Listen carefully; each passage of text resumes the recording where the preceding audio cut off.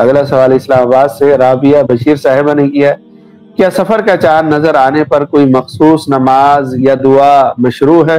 لوگ چاند دیکھ کر ایک دوسرے کو مبارکباد دیتے ہیں۔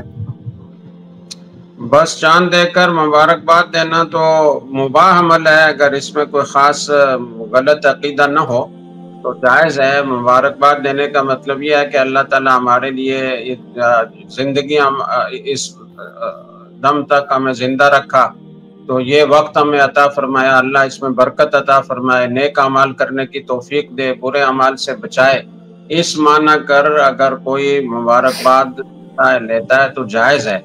لیکن باقی سفر کا چاند دیکھنے کے بعد کوئی خاص نماز یا کوئی خاص دعا الگ سے منقول نہیں ہے۔